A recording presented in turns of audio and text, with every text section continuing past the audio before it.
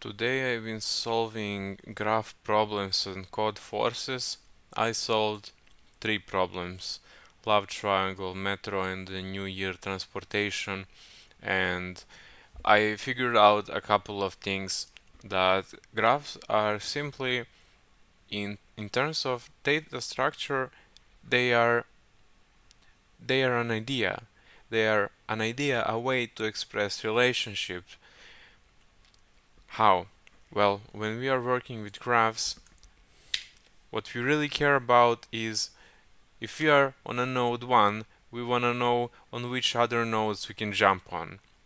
And using graph, that's relatively simple if you have an array where you have, for example, and it's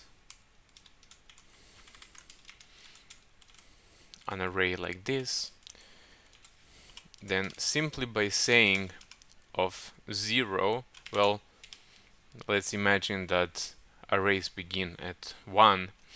Now when I access 1, I have access to a sequence of elements 2, 3, 4, and 5. And if I add here something else, let's say 6, 7, 8. Now when I say 2, I can access a sequence of elements 6, 7, and 8. And graphs are simply an idea, and I didn't get it until I started working with graphs, until I started to solve graph problems. I thought it's something complicated, and I thought that it's weird that they are using arrays, but it makes perfect sense, because through indices we can pretend that indices are numbers, and each number is a vertex in a graph.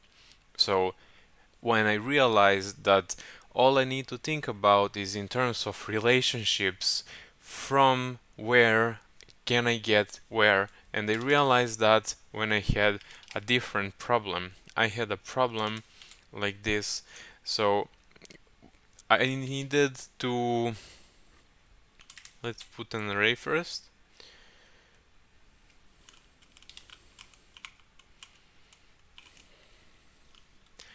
Now let's pretend that, let's do it like this.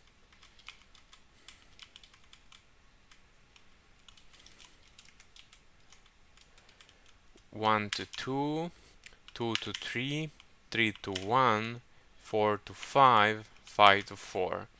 Now let's imagine that this array F, or array A, and when I say A of 1, let's imagine that the first element is 1, the second element is 2, so it doesn't start from, it will yield 2. So if I do this, it will yield me 3. If I do this, it will yield me 1.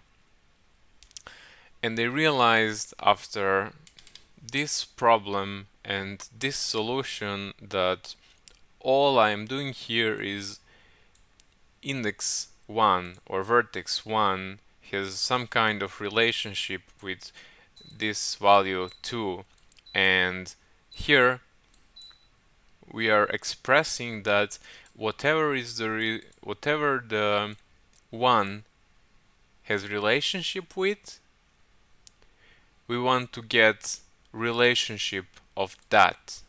So this is going to be changed and will become 2, and we are now getting a relationship of the 2. And here this becomes 2, this becomes 3, and this becomes 1.